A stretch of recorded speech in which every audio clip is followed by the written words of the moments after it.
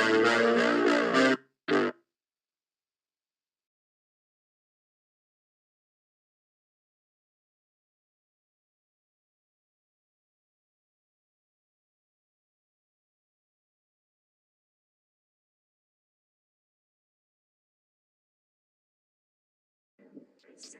very good afternoon to everyone.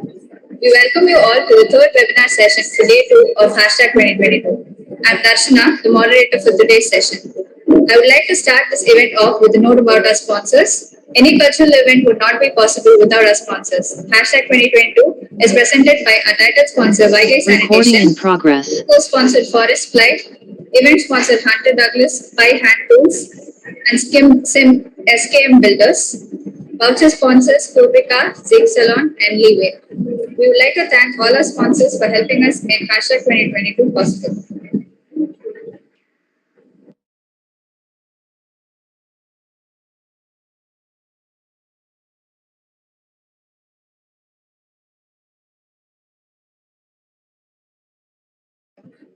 The topic for today's webinar session is Building for Metaverse and Enabling Architects Worldwide with Cutting-Edge Learning Opportunities. Questions shall be posted in the chat box and will be answered by the speaker during the question and answer session at the end of the presentation.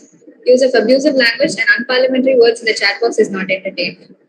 I would now like to welcome the guests for today's session, Architect Vamsi Krishna Vemuri. Architect Vamsi Krishna Vemuri is a speculative architect, a metaverse designer, and an entrepreneur based in Germany. He operates at the intersection of speculative design, immersive media, AR, VR, and gamification, and real-time technologies. Having been an active educator and conducting workshops, webinars, and lectures across Europe and Asia, he has co-founded Futurely, a globally accessible educational platform for advanced architecture and design learning. Through his work and collaborative research, they have developed various speculative and experiential architecture projects that have been exhibited on various platforms and design conventions across the UK, US, Germany, Latvia, India, and Japan. He was further a conference speaker at RJ's IPG UK and the Architecture of the Future, is a TEDx speaker, was the keynote speaker at the annual NASA Convention 2018, was a workshop instructor at Bartlett Pro UCL London, and was the workshop leader for Digital Futures World and was awarded the Best in Emerging Technologies AIA USA among numerous other accolades. We're pleased to have you here at hashtag 2022, sir. I would now like to welcome our staff coordinator, Architect Professor Shantini ma'am, to welcome our speaker. Hi, Vamsi. Good to have you here. So nice to see you. Thank you. Long time, almost 10 years, right? Yes. 2012, I left Katangulathur. It's so nice to see you at this place, at this junction. I'm so happy to see you, Vamsi. And on behalf of SRM SEAD, School of Environment, Architecture and Design, I give you a warm welcome for our hashtag Cultural Technofest 2022. Thank you so much, ma'am. The board is yours now. Yeah. Thank you. Thank you for the brief introduction, Darshana. And super happy to be here again after quite a long time. And thanks for the organizers and everyone who's present here today. So I will start off by sharing my screen. Just give me a moment, please.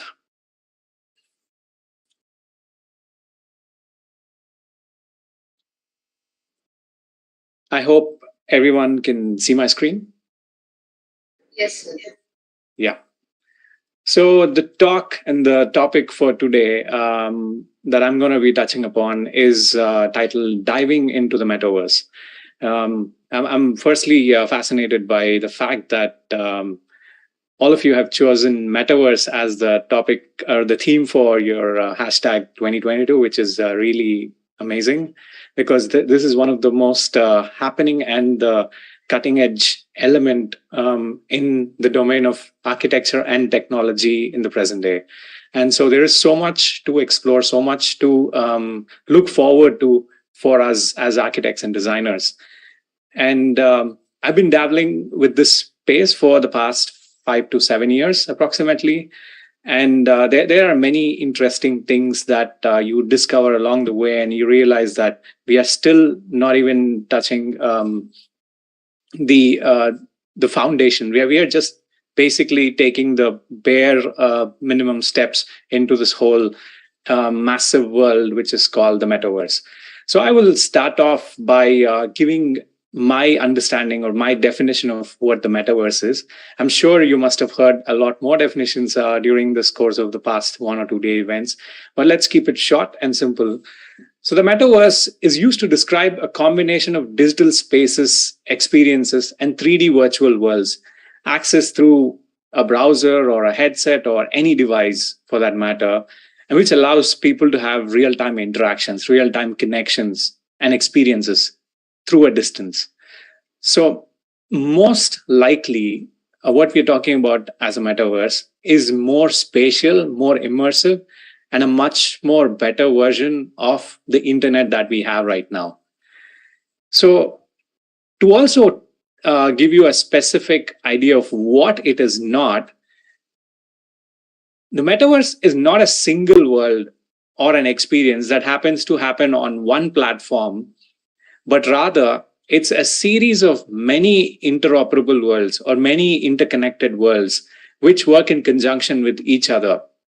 And basically all these different fragments, the different blocks or different interconnected worlds form the next version of the internet. And that's exactly what the metaverse is, at least as per the working definition by all designers, technologists, and everyone right now.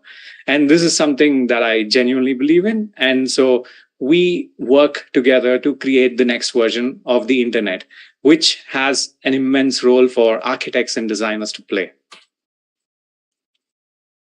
So to begin with, just to give you a brief overarching idea of the different layers of the metaverse, just like in the AEC industry where we have engineers, we have architects, we have construction managers, contractors, and so many people in the ecosystem, we are also a part of this massive ecosystem. So there are so many attributes that comprise of this ecosystem, and one of them being the experiential layer, the top layer that you see. And this graph or this graphic was prepared by John Radoff. He is a technologist, and we can safely say that the experience part of it includes the architectural experiences, the spatial experiences that we curate in the physical world, and we can bring it into the virtual or these hybrid worlds. And then there is this discovery layer, which is not exactly architectural, but then we'll briefly touch upon it, where it's about creating more awareness through media, advertising, and many other disciplines and domains that are allied through promotions, through branding, and such kind of aspects start coming into the metaverse space. Then the most important part, the creator economy. So ever since the social media, Instagram and TikTok and many other social media platforms, the word creator economy, content creators, is becoming increasingly relevant.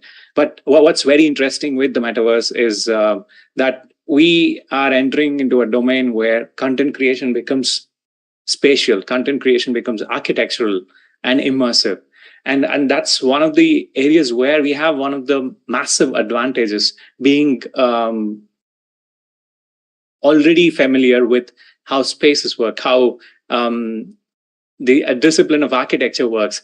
And so what this opens up is a new canvas for architects and designers to implement their learnings, and also understand the new conflicts, the new aspects of the medium, and then be able to provide or to create for it. And this is, I think, personally, one of the most exciting spaces in the whole ecosystem of the metaverse.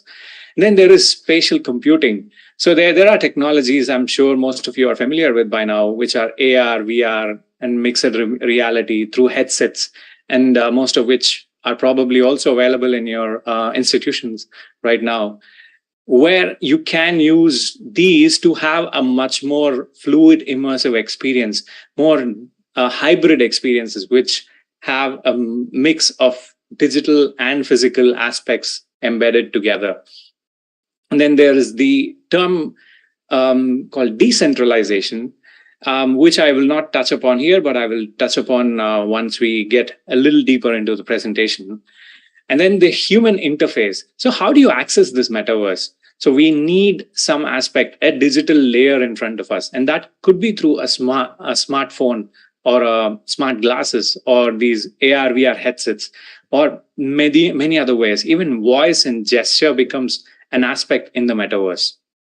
And the infrastructure, which is like the foundation, the concrete, the brick and mortar, the strength, the below, which holds all of these things intact and together, is the internet technology, such as the 5G internet, the Wi-Fi, and all other things. That's something that we assume as default, and we are hopeful and optimistic about the technologies that they make things a lot more accessible in the years to come.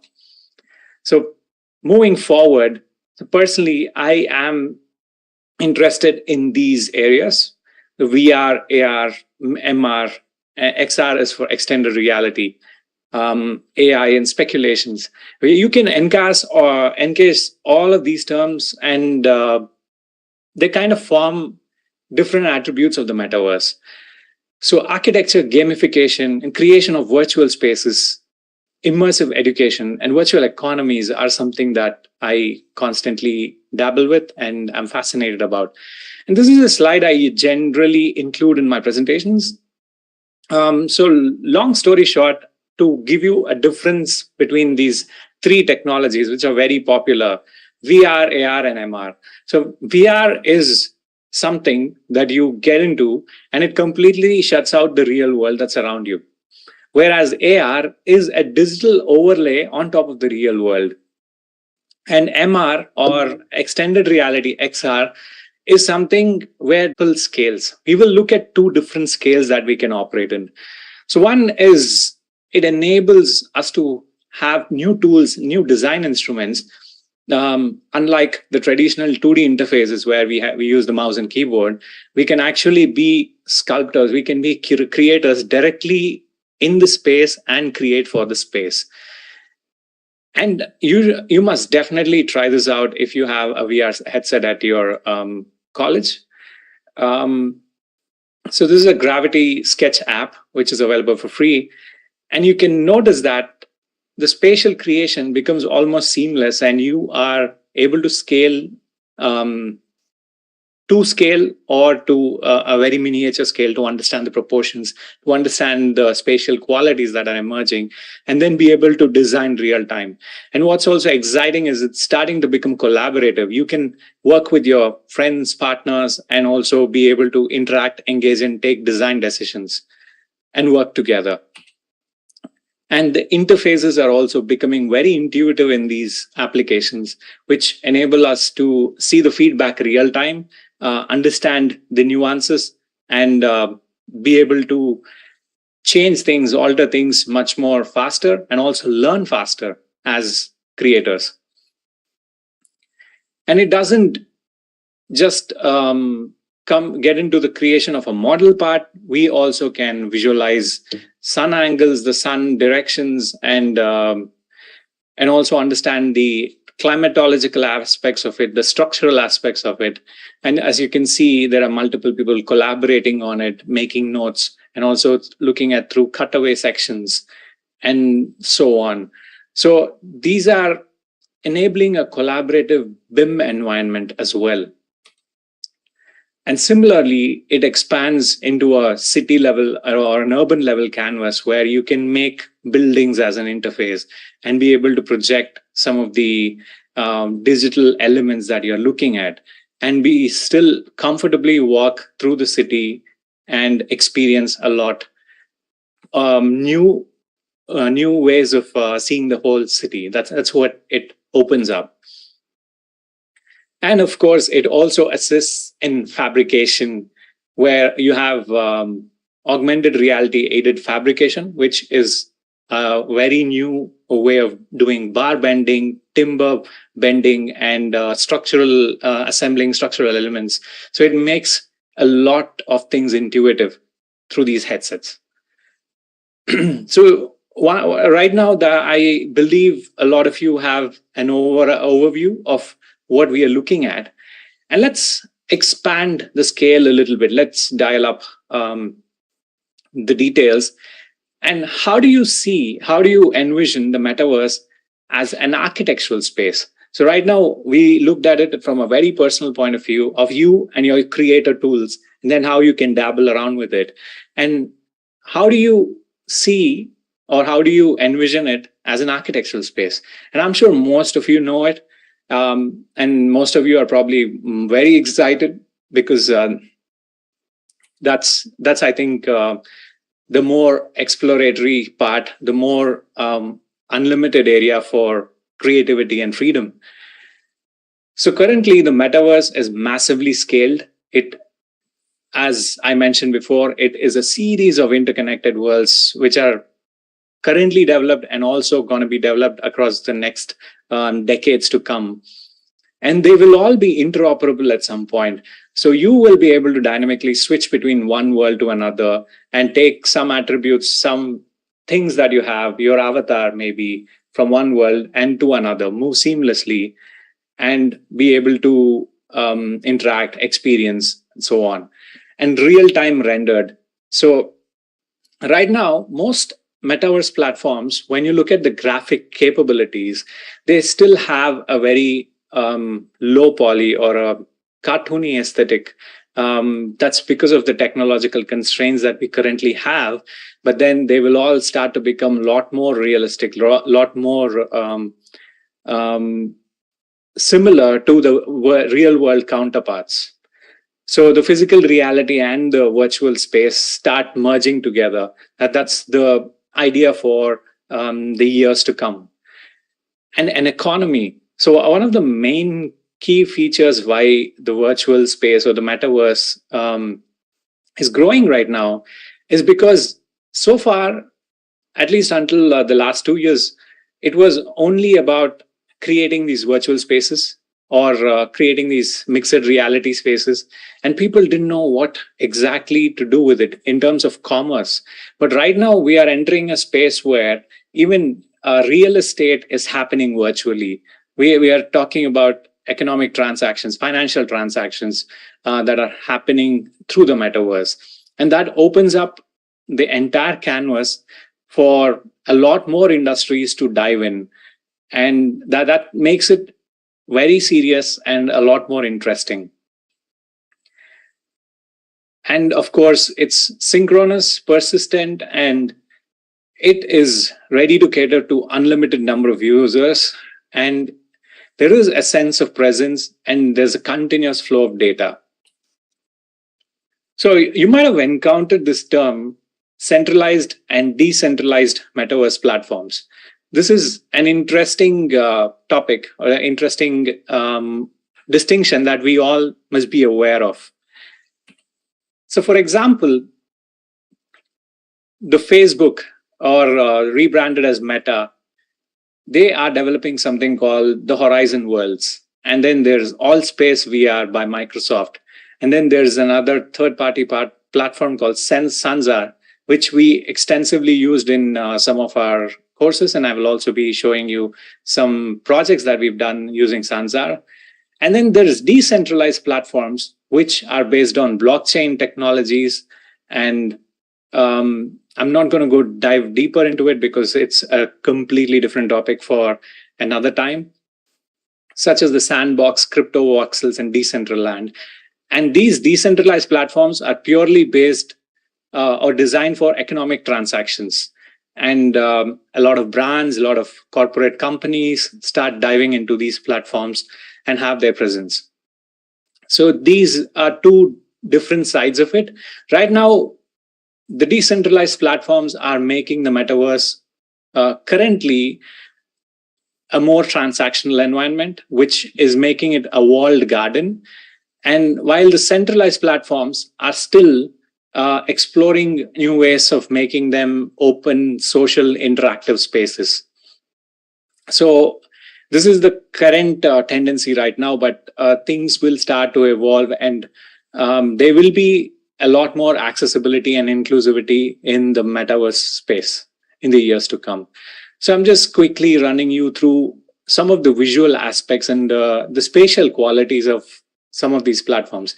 Like I mentioned before, some of the platforms are a little more pixelated, a lot more clunky, and this whole voxel based aesthetic is what is primarily prevalent in the metaverse space.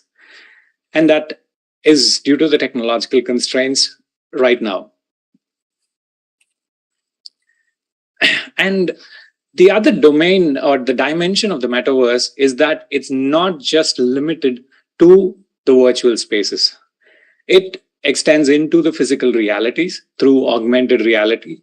And Pokemon Go was a very popular game a couple of years ago. Most of us were running around the streets and trying to move around with their phones and collect Pokemon. It was a crazy time, and it was a very new experience for the time. And it's one of the first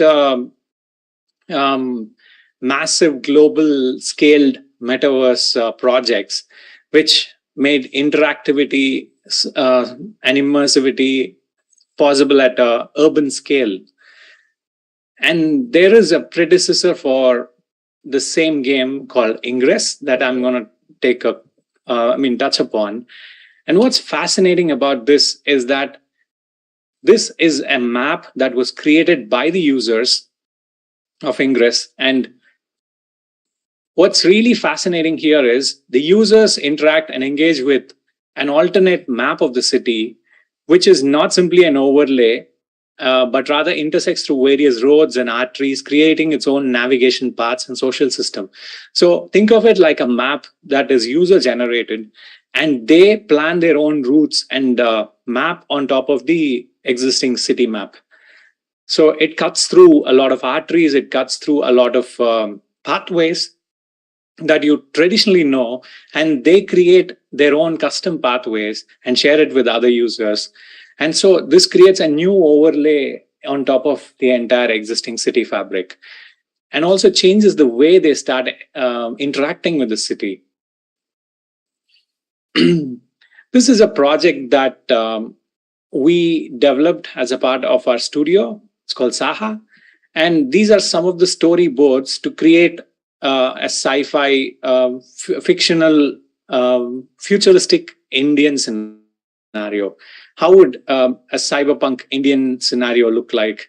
And what kind of, when different cultural elements, different architectural elements start coming together, and along with a lot of technological elements, we created a prototype for a virtual project. This was done approximately 4 years ago.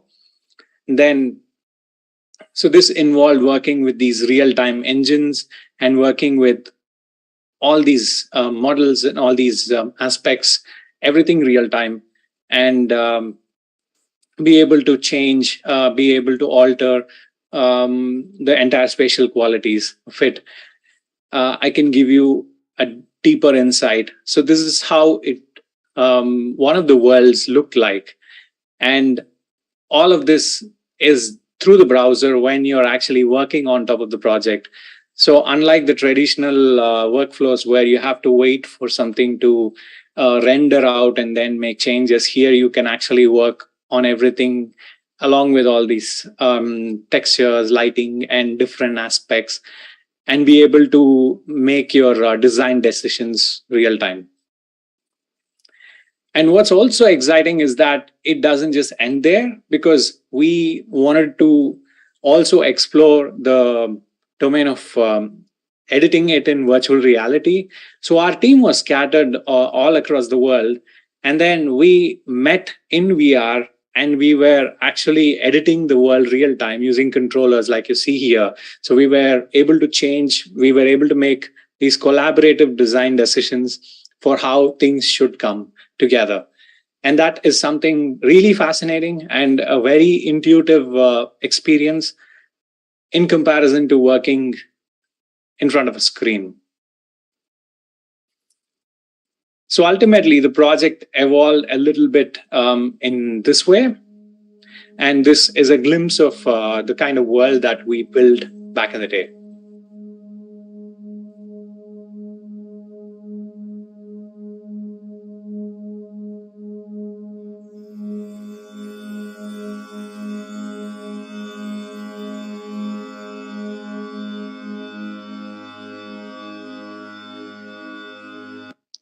I will keep moving on further. And this was a glimpse of the city that we built around this world. And again, a lot of this comes from the architectural understanding of spaces and working with parametric tools, procedural tools, and repurposing our architectural knowledge and understanding and be able to create and interpret this whole virtual experience in a completely different way. So that's how we approached it. And I will keep moving on. And another aspect of the whole virtual reality on a more digital note is that look at the concerts. This is a shot from one of the popular concerts that happened inside a video game where 11 million concurrent participants from all around the world were able to access it. And that is a fascinating feat because in reality, even if you try to fit so many people in a stadium, you cannot achieve such level of numbers. So one of the fascinating aspects of the metaverse is that it becomes accessible to the world and beyond borders and beyond different scales, because all you probably need is a singular device to be able to be a part of it. And such kind of experiences, such kind of spaces also deserve a lot of the creative and architectural understanding of how to design the set, how to design the environment, how to design not just the building part of it, but then the experiential part of it, the lighting, the interactions that come as a part of the whole space. And that is a very interesting and an important element in the metaverse. Similarly, I would also like to extract some elements of master planning and world design that come in the form of these virtual spaces through games and through some of these metaverse spaces, metaverse cities, because all of these are starting to also become their own master plans, their own levels of urban scale communities. And these communities deserve, or they are craving for their own forms of master planning. And that is also another aspect that architects and urban designers can really contribute to, because at the end of the day, mostly right now, the space is being created by game developers or game designers who do not have a formal understanding of how architectural spaces work or architectural urbanism works. And this is something that we learn through the course of our academic careers, and most of us practice it through our practices as well. And that sort of knowledge is really quintessential for the metaverse. And coming to the second part of my presentation, so this brought me all of these research and knowledge, and I have been traveling for the past 4 years until the pandemic, and we've been conducting a lot of courses and workshops and events across different parts of the world. And in 2020, during the beginning of the pandemic, we decided that what if we can take all of this online and be able to reach to a global domain of architects and designers and be able to share this knowledge, not just through us, through many different instructors from different parts of the world. And so that's where we created our project called Futurely. And so far, we've been able to touch upon 25 plus workshops and courses, and there are more than 4,000 plus participants that have been a part of our community, and it's constantly growing. So alongside me, we have multiple other instructors from SIAC, Harvard, AADRL, and many other prominent academic institutions and professional practices such as Zahadid Architects. So we explore some of these ideas of creating the metaverse, creating for the metaverse through studios and discursive learning opportunities. And so that's where I want to show all of you some of the samples that were created by our students. So moving on, and these are some of the jury members that we have been fortunate to invite, again from MIT and Harvard and Bartlett and many other prominent institutions. And there was an immense level of knowledge that we've been acquiring the past 2 to 3 years now. And so before I get into the projects, I want to quickly give you an idea of how a social VR workflow looks like. So when we are designing for a metaverse project, so we are talking about an open interactive world, which will be accessed by many other users. So like a traditional architectural practice, we start off with 3D modeling, and we use the tools of our choice through Rhino, SketchUp, or any forms of tools. And then comes the interesting part, which is called the optimization and UV mapping. So normally for architecture, we design projects or we design models which are going to be built. And so they are highly accurate, they are highly precise and detailed. Whereas for the metaverse, it's all about creating geometries that are lighter, creating that are optimal. And all the details that you see are through textures instead of creating fine details through modeling.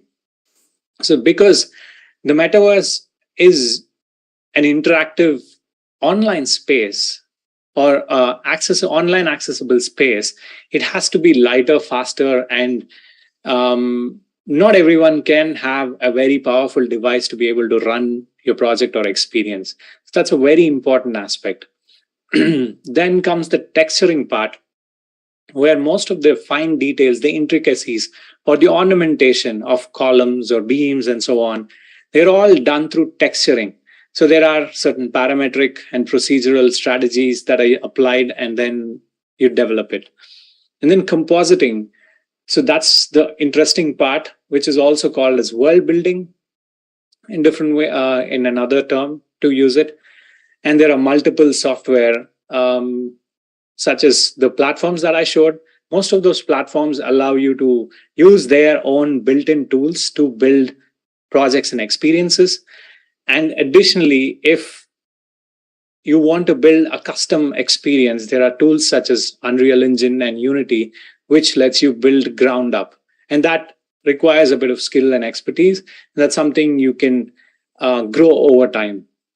And coding interactions. Again, the metaverse does not have to be a simple static replica of your 3D model that you build for your real project, and then you just make someone walk around it. What makes metaverse fascinating is the fact that when you walk through your own avatar, you actually bump into elements of surprise. You can actually interact with some areas in the project where there are probably some interesting doorways, interesting spaces that you can explore only when you creatively move around and navigate through the space. And that makes it a lot more experiential and rewarding, instead of just mindlessly walking or running around the space for hours together. Because if you were to do that, you could just create a walkthrough, which is nice and beautiful, and people can get a full grasp of what you're doing. But then in the metaverse, it has to be a little more than that. So some of these that we explored at our workshop at the Bartlett. For some reason, the video is not playing. Yeah, it's playing now. This is just a glimpse of how it looks like. And this is on platform Sanzar. And we work with so many of the strategies that I just mentioned about. And I'm just sharing a fast forwarded video here. So you can notice that a lot of the aspects, a lot of the elements, you are manipulating them and seeing the visual results real time and placing it on a terrain. And you work with a lot of textures and lighting conditions. And then you start putting it together as a project. And since there are no physical constraints in the metaverse, you can explore with a lot more materialities and capabilities, which are not possible in the physical space. So going forward, here's a project by our students in one of our Digital Futures workshops, where they wanted to explore the idea of deep meditative spaces in workplaces. So how do you get this serene condition, something meditative, something pleasant and peaceful inside a workplace? And this was a research project that was developed in a span of 10 days. And what you see is the final result, an amalgamation of how the space comes together. And I will keep moving forward because we have a bunch of projects that we can look at. This is another interesting project developed by our Persian students, where they reconstructed a palace in Iran, which was broken and fragmented. They documented the palace, and then they took these fragments and they reorganized it in an interesting way, which you see here on the right. So what's fascinating is it's very strange, the composition, but at the same time it's familiar because it shows you the different elements of how the original space was. And then you are able to recreate the entire experience for the users who are connected and associated with the project. And it's a form of conservation through design. And this is a gallery space in the metaverse where different users showcase their projects, and there are multiple platforms for creators to interact, move around, and be able to be a part of the experience. So again, this project is in multiple levels, and it also explores with some typography elements. How do you have graphics? How do you have signages inside a metaverse versus having signages in a physical building? So these are some of the qualities that the project tried to explore.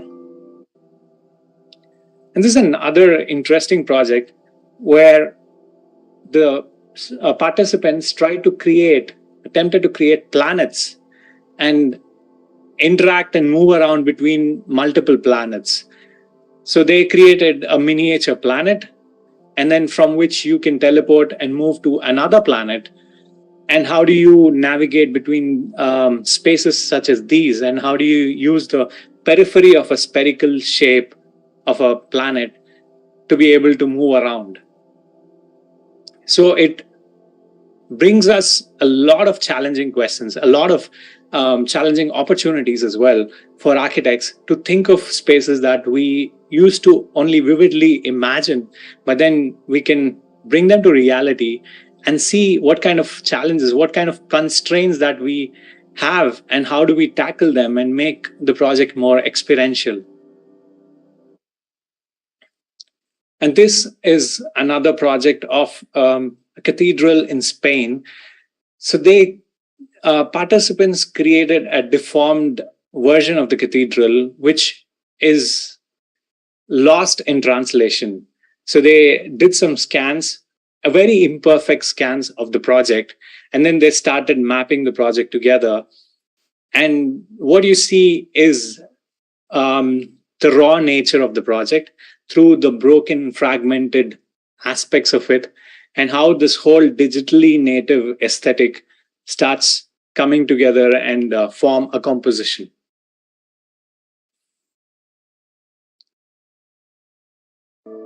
This other project is a very interesting one where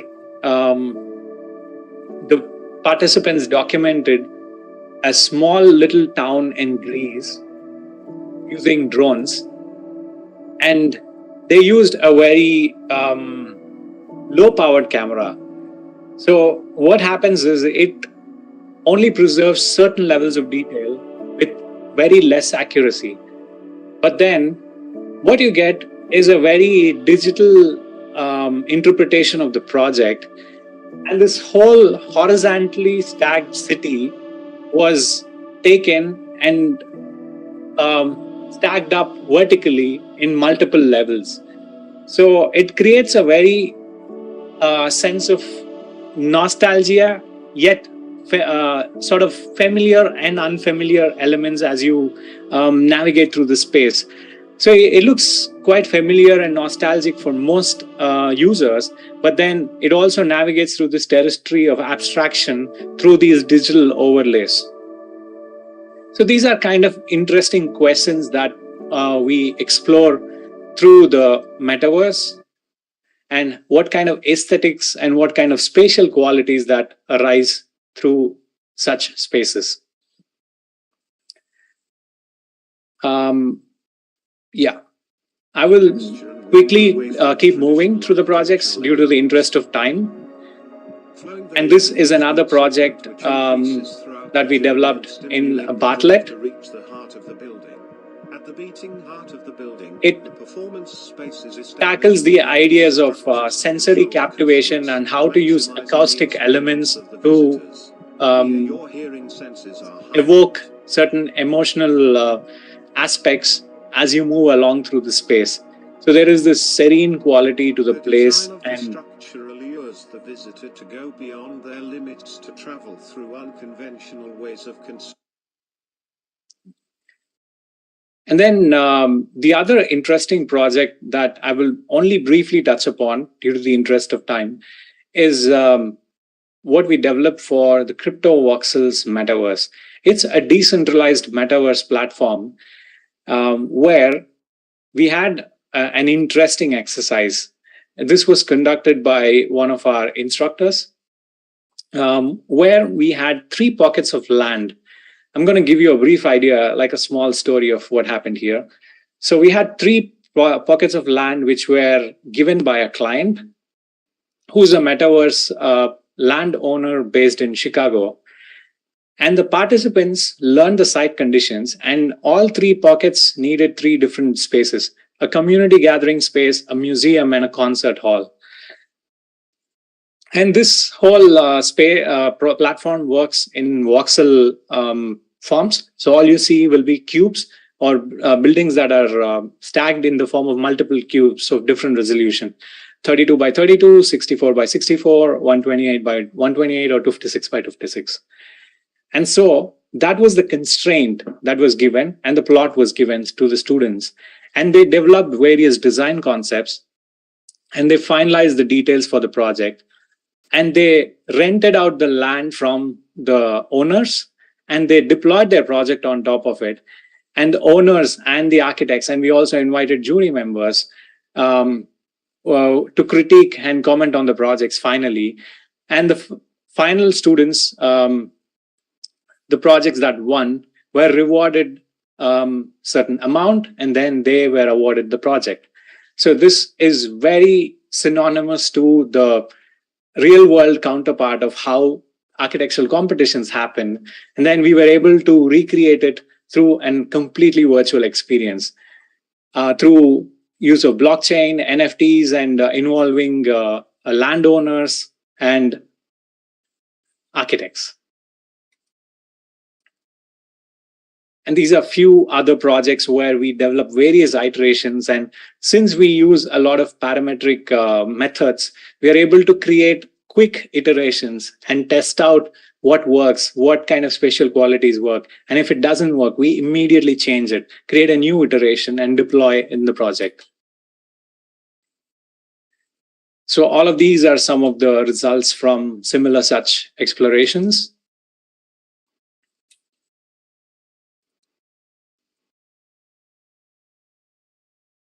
And on a different note, I think I will show you this one last video before we end. So this was another project where we had 5 platforms and 5 student groups, and each platform was the site for a student group, and they developed their own virtual metaverse experience there. So we had a complete jury within the metaverse space where the students walked around and showed the entire project to the jury members and explained it, and not just explain it, made the jury and us experience it as they walked around the project. And it was a very fascinating experience to go through this whole process in a completely experiential manner.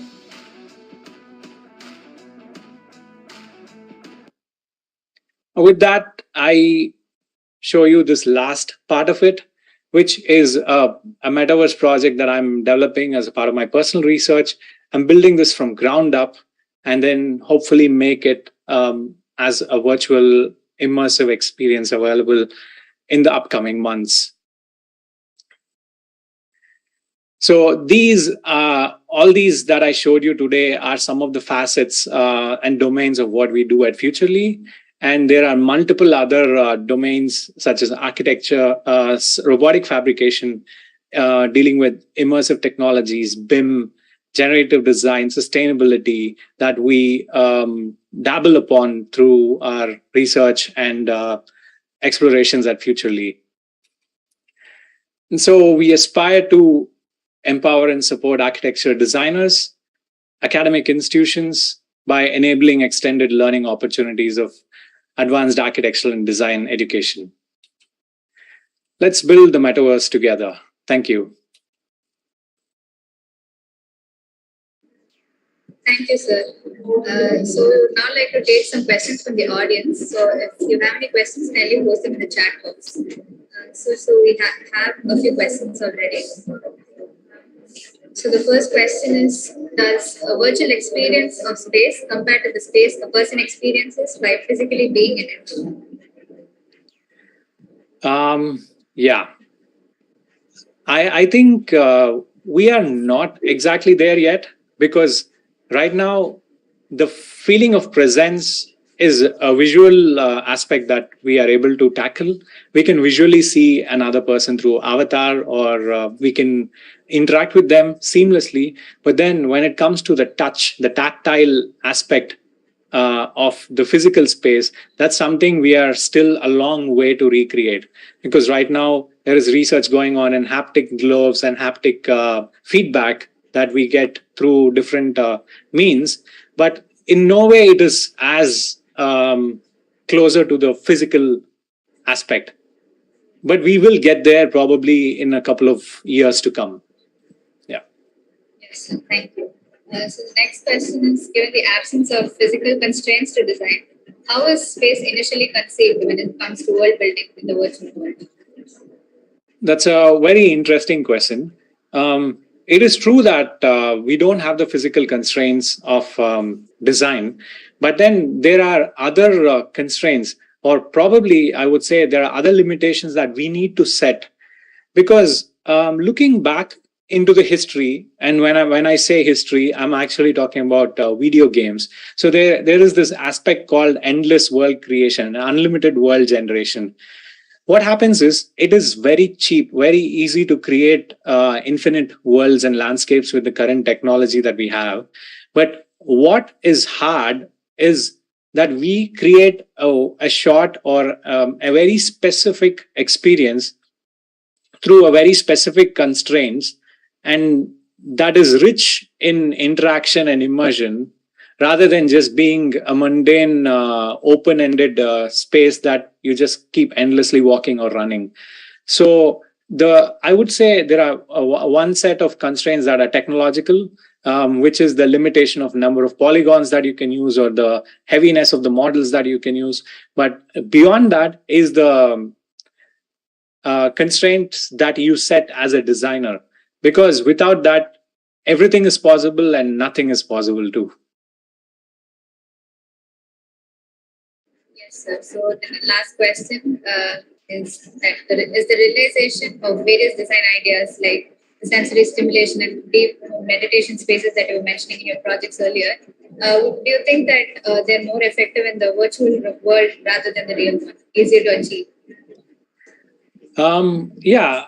Okay. So let's look at it this way. In terms of the meditative nature of it or the sensory stimulation, essentially the nature or integration of nature, integration of a lot of foliage or the spaces that you have through nature, through mountains, forests, trees, and rivers, that is something really ethereal and really pure, in my opinion. And that cannot be immediately replicated in the virtual space. But what is interesting about achieving this in the virtual world is that it is accessible at any point. Generally, if you were to get into a meditative state, you probably would want to take a holiday and then plan your travel and go to some place like that to kind of disconnect yourself. But then we are at a point where you probably are going on a bus ride, or you're probably taking a break in between work. Then you can strap on a headset and then disconnect or unplug yourself and get into a zone which is completely different from the surrounding activities. That level of accessibility is something that makes it sit apart, I think. Yes, sir. Thank you so much. I think we've come to an end of the questions. And I'd like to thank you for the wonderful session and for giving us insight into a relatively new concept of the metaverse and how it works. So thank you for the session, sir. I would now like to invite our HOD, SRM Ramapuram, Architect Ramesh, sir, to give the vote of thanks. Thank you, Darshana. Thank you, Ma. Hello, Vamsi. How are you? Hello, sir. I'm doing good. It's been a long time. Nice to meet you. Years back. Yes. Very happy to see you, Vamsi Krishna. All Same the best. here, sir. Thank you. Yeah, it's on behalf of SRM SEAD Ramapuram. I'd like to thank the Honorable Speaker, Architect Vamsi Krishna, for his inspiring webinar, topic of metaverse. It's really wonderful. We all enjoyed. Thank you. Thank you, sir. All the best. We are looking forward for many more seminars from you. Definitely. Thank you. Thank you. Yeah. Yes. Bye. Bye. I would finally like to thank everybody for the participation. We have a list of offline events lined up for the first day of #2022 tomorrow, 11th of August. The offline events scheduled are panel discussion on adapting architectural education and practice to emerging metaverse by Architect Ramji, Architect Sharat Chandrakant, Architect G. Raja, Architect Jnaneshwaran MG, Architect Chelakumar, and Architect Tripura Sundari Sever. And there are various other workshops, including an accessory design workshop by Percy Abigail and macrame workshop by Samantha. There are competitions being held, including solo singing, rap battle, beatboxing, solo dance, group dance, and battle of fans, and various other events that you can participate in. So we look forward to your participation in all our upcoming events happening offline, starting from tomorrow. Thank you.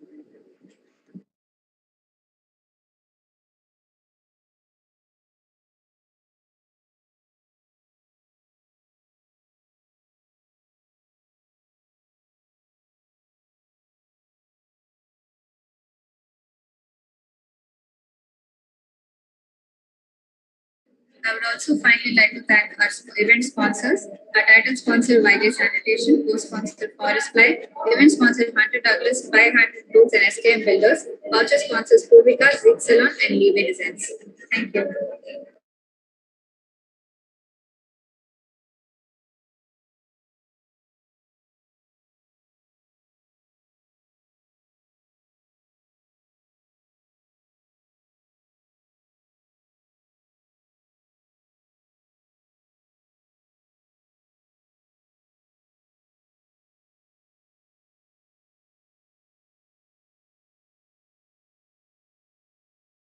Forest Ply, a lion among plywoods. Forest Ply range of products Platinum, Gold, BWR, MR, Flush Door, Block Board, Shuttering.